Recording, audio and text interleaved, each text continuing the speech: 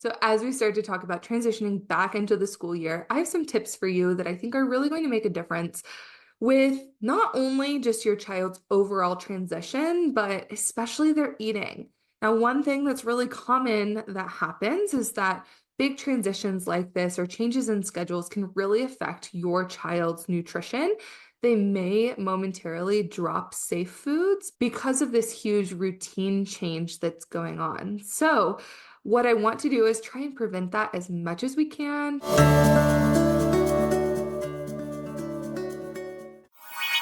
Is your child experiencing delayed potty training? Are you having a difficult time affording your incontinence care?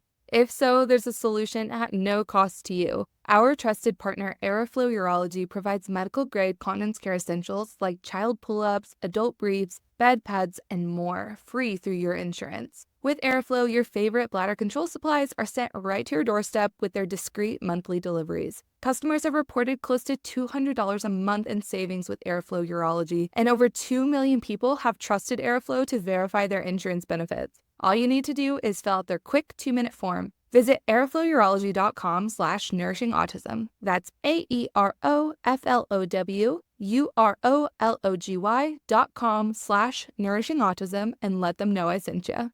Hey everyone, welcome back to the Nourishing Autism Podcast. I'm so excited that you're here.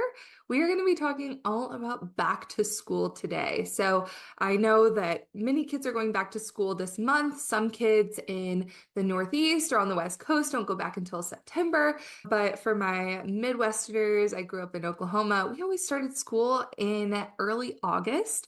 And so it's so surprising to me, or early to mid-August, but it's so surprising to me that school just starts for a lot of kids so late. And then I know many people in Canada and the UK and Australia and all over the world also do year-round school, so they don't have these big breaks, which is interesting.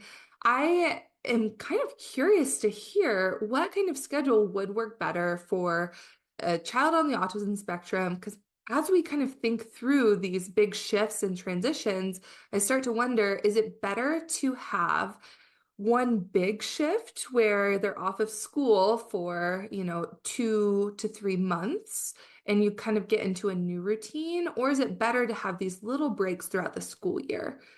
My initial gut feeling is that most kids would do best with having one big break rather than all these little breaks, because we wouldn't have to make all these transitions and routine changes all the time. So that's my gut feeling. But I am curious, if you listen to this podcast episode and you have big feelings on this, please message me on Instagram. It's at Nourishing Autism Podcast, and I would love to hear what you have to say about this. If your child does follow one of these and it does or does not work for you, I would love to hear. So, as we start to talk about transitioning back into the school year, I have some tips for you that I think are really going to make a difference with not only just your child's overall transition, but especially their eating. Now, one thing that's really common that happens is that big transitions like this or changes in schedules can really affect your child's nutrition.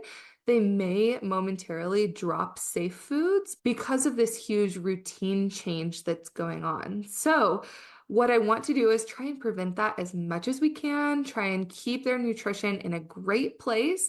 The reason that a lot of kids do drop some foods when they're transitioning is because they are looking for consistency and predictability in a world that doesn't feel consistent or predictable when they're changing from being at home to going back to school. And so you can achieve that with food. It also might be really regulating. So they may focus in on a few select foods, and then as they get back into the routine, their diet may start to expand out again. But like I said, would love to share some tips with you to hopefully get ahead of this and prevent that from happening, or to also just help you once you get back into the routine, get back into gaining those safe foods back again.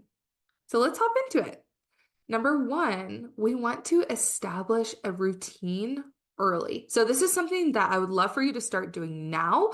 The earlier, the better. Now, what I would love for you to think about, what does their routine look like at school? Are they going to start school at 8 a.m.? Do they get a snack? What time are they going to eat lunch? What time are they going to transition into new classes or maybe transition into therapy, for example? Now, while we can't exactly replicate their schedule at school, the big stuff I would love for us to replicate now and get into a nice routine. So be waking up at the time that you would be waking up during the school year, weeks ahead of time. Start thinking about eating breakfast and snacks and lunch on your school schedule. That's really going to help your child not have such a drastic transition. I mean, I know some kids eat lunch as early as 10 a.m. or 11 a.m. And if your child is consistently eating lunch at noon, that's really going to throw things off and could really mess with how much they're eating at school or if they're eating at all. So trying to follow as much of a routine that stays similar to school's routine, the better, and will help them a lot. Now, one thing I wanted to bring up as they start getting into a routine for school, I've actually been checking out this new product and they sent me one because I was trying to figure out what is a way that we can help kids have some autonomy in keeping their routine and especially getting ready for the school year. Now, there's a product called Angel Sense, and Angel Sense is a watch, and they also have another wearable device and specifically made for kids with special needs and used by many, many kids on the autism spectrum. And the idea behind it originally was to be like a GPS tracker to help for kids who elope and also track them throughout the day and make sure that they have support if they need it. But the feature that I love the most for Angel Sense is actually a routine reminder. So you can actually schedule these auditory reminders on your child's watch or wearable that says out loud to them, time for snack, time for vitamins, time for whatever. And you can set it on a routine to help remind your child what to expect next. Something like this is going to also really help your child understand the transition from event to event. And I think you could really use this now and at school to really support your child too. So I was messing with it this morning and I plugged in time for vitamins, and it even has your voice, and you can say it in the exact same way, especially for those kids who are gestalt language processors. This can be really helpful. So wanted to share this with you. I'll share the link to it if you want to check it out in the show notes, but I'm really impressed with it so far. And I'm excited to see all of the capabilities that you could use with this. And I'm definitely going to gift one to my brother because I think he could really benefit from that, because we do know that autistic individuals really struggle with that interoception, which is recognizing internal body cues. And so having these reminders can be really helpful to take vitamins, to eat, to go to the bathroom, but can also really keep them on schedule. So I think my brother would really benefit from it. They're also running a promotion right now where you can get a free tracker when you sign up for any plan. So I'll link that link in the show notes for you to check it out and get a free tracker. So that's tip number one. Let's establish a routine early so that they are going to have a successful transition into school, and you're going to have as few big shifts in their routine as possible. And you can break this up one thing at a time, change it slowly and gradually. We know that that works best for kids instead of an all or nothing or cold turkey approach. Tip number two is to pack familiar foods in their lunch. I have so many people who ask me, should I be sending new foods in my child's lunch? And while that's a great idea in theory, and some kids do well with that approach, I would say a minority of kids do well with sending new foods in their lunch. If your child is a selective eater, it's actually better to work on those new foods at home and in a familiar environment that's more controlled rather than sending them off to school. Please remember, your educators are not feeding therapists. And while they have the best intentions in mind, they don't always have the right training. So we don't want them just working on adding in new foods, because we want to make sure that we're utilizing the right approach. I know they also have so many hats that they wear, and feeding therapist isn't one of them. So we want to work on the feeding at home. And when they're out of their routine, when they're in school, somewhere that's pretty overstimulating, let's send foods that are going to help them feel regulated and safe. If you know that your child does really well trying new foods at school, then this is absolutely something that you can try, sending new foods. But I want you, especially in the beginning of the school year, Stick with the safe foods, stick with the familiar foods, especially as they are getting into their routine at school and everything feels different and their environment is different. Let's keep something that feels safe the same. This can reduce anxiety and really help during the school day. I would recommend thinking about snacks and lunch. I like kids to be eating every 2 to 3 hours. So think about your child's routine and thinking about how we can start working in familiar snacks and lunches. Now, number 3 is involving your child in the meal prep of their lunch. You can give them choices, ask them what they like to eat at school. They can even pack it with you. So involving them not only in food prep, which we know is a fantastic way to help kids with more sensory exposure, but this is also going to help when they get to school. They know what to expect. They know what to look forward to in their lunch. I think that that's a really great way to get them involved. And you can even talk about this if you're not able to get them involved in actually packing their lunch. Talk about it the night before. If your child uses an AAC device or PECs, giving them 2 options to show them to pick in between, and you can show them a photo of their lunch as well. I think that's a really great way to involve them. For kids with a PDA profile, that is also a fantastic way to really help decreasing those demands because they get to have some input on what they're actually eating too. So involve your child in meal prep, but also in packing their lunch too. I love the autonomy that that gives them as well, and that independence. Those are things that we can absolutely start fostering in our kids early, which is great. Now, number 4 is practice eating in different environments. So I want to think of this in a few different ways. Now, number 1, let's think of the physical location that they are eating their meals right now. I think overall, the best thing that you can do is sit at the dinner table to have a meal. That helps kids recognize, okay, this is the place that I'm sitting down to eat. This is where I'm expected to eat. This is where I start to get hungry. But when we're thinking about prepping your child to eat in a different environment, I think that it can be nice to have some flexibility and do it intentionally. Talk about it ahead of time. Maybe we can have a picnic outside and we can be talking about that. We can be watching videos of picnics. We can be looking at photos of picnics, like where you could bring their food out. One possibility too, can you go in the school, if it's going to be a different school than they're used to, and look at the cafeteria, look at where they're eating? Could they eat a snack there? Could we do something that feels maybe a little bit more in that routine, but feels different than your current routine?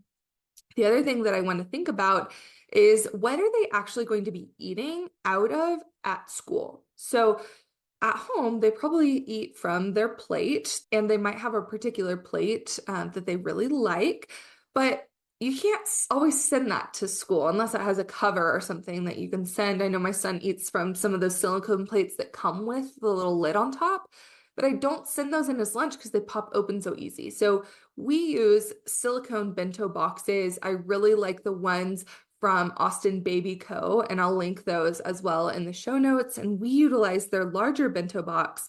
And I really like that for him. But what I did before sending that is making sure we are going to do some test runs at home so that he eats successfully out of it. Because if we just send it to school, we don't know, can he open it himself? Can he successfully eat out of it? Does it change the taste of the foods that he's eating? Can he reach in there well? Does the food look yucky? What does that look like? So before school starts, or maybe if school's already started and doing this on a weekend, pack your child's lunch the way that you would when they're going to school. Let it sit in their backpack with an ice pack on it, and then bring it out at lunch. Let's practice to see, do the foods that you're sending maintain the same sensory experience that your child is craving? Are they not going to eat these foods anymore because they're not able to microwave them or eat them hot? Are they having a hard time opening up their lunchbox or something else going on that's getting in the way of them eating their lunch? I think doing these trial runs is not only going to get your child more used to eating food from this particular lunchbox, but it's also going to help you feel more in the know and more confident sending foods to them that you have done a trial run already. So thinking about, yes, eating out in different environments, but also eating in this different way where their food is in a different format too. So trying to get some flexibility within these, and you can do this at lunch and practice every lunch at home in this way while your child is still on break. Now, number 5 is communicating with school staff. So I want to make sure that your child's teachers and their therapists are well aware of what's going on in their diet right now, their needs around food, and what you're working on. And I think that this can really prevent some frustrating experiences and conversations. You can send before school even starts, like an email with information about your child. You can send it with them on day 1, but I often find having this info before school even starts can really help your teacher have the time to read more about your child and kind of have that information kind of sink in and give them the time to ask questions before the whole school year starts and things get a little messy. So including information about your child, including information about their sensory needs, including info about their selective diet. And you can say, my child only eats 5 foods. We're working on this. We're in feeding therapy, or maybe you're in the Nourishing Autism Collective and you're working on approaches at home on how to expand your child's diet. Let them know that you're working on it. And what you need from them at school is just to support your child in building a positive relationship with food, and that you don't expect them to try and expand their diet, that you're working on it yourself. That's just one example of something that you might say if it fits. But I think it is really helpful to just be able to have this open conversation with your child's team at school and know what to expect. Now, if your child is coming home from school, or maybe they have a history of coming home from school and they haven't eaten, or they're not eating their lunch and it's consistently full, this is where we really need to start digging into what's going on and having that open communication, because that is an issue. If your child isn't eating that food, they're not going to be able to get the nutrition. They're not going to be able to feel their best and focus their best, and this can affect their learning. So this is actually something that you can bring up with your IEP team. Just remember, as a parent, you have the right to call an IEP meeting at any time. So if you are concerned about their eating and this is really affecting their day-to-day life and their behavior and their focus, it's important that we cue in the IEP team, make sure that we have accommodations in place to make sure that your child is able to eat. If they're overstimulated in the cafeteria because it's loud and crowded and has a lot of smells and your child just can't eat that way, then we need to figure out a way that your child actually can get nutrition. So it's important that we talk through that. Even snacks could be one thing that we could build into their daily routine. They get a little bit of a sensory break, even if it's just 5 minutes, where they can also have a little snack, and that can help really regulate them and get some quiet time. So think through those things. If you start noticing that your child isn't having success and they aren't eating enough and they're coming home ravenous, this is something that you can talk to your teacher and your IEP team about. Now, number 6, lastly, is using visual supports. And this could be a visual schedule, this could be a social story to outline what school is going to look like and what lunch and eating is going to look like. I love social stories to help prepare kids and help them know what to expect when they're going to the school. So if you're able to grab actual photos from the school that your child is going to be in, that would be fantastic, so that they could actually visualize what it's going to look like to go into their classroom, to eat lunch, and what that's going to look like throughout the day. So utilizing these now is only going to benefit you at school, and you may even ask your special education teacher if they will be able to use some of these supports at school as well, like visual supports, for example, where you could see a picture schedule or something that could really support them in their routine at school as well. Okay, now let's go through these tips again. Number 1, establish a routine early. Number 2, pack familiar foods that feel safe and regulating to your child. Number 3, involve your child in packing their lunch and in meal prep. Number 4, practice eating in different environments and settings. Number 5, communicate with your school staff. And number 6, to utilize visual supports. I'm really excited for you all to take a few of these recommendations and start putting them to play. Let us know how it goes. I am thinking of all of you. I'm cheering you on as this big transition back to school starts. I know that it can be a big transition for both kids and parents. You got this, and I'm excited for your next school year, and I'm hoping that you have the most supportive team possible. Thanks so much for tuning in to this episode of Nourishing Autism. I'll see you next week.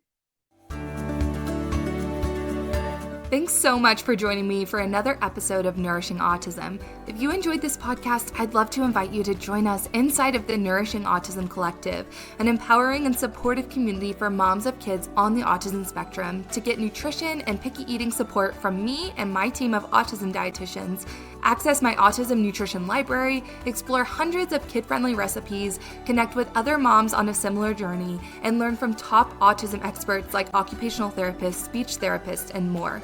Come join us at nourishingautism.co.